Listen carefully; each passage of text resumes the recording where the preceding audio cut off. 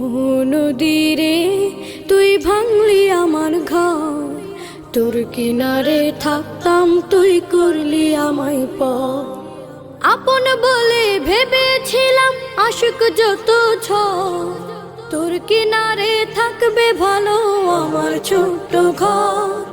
আপন বলে ভেবেছিলাম আশুক যত ঝড়, তোর কিনারে থাকবে ভালো আমার ছোট্ট ঘর।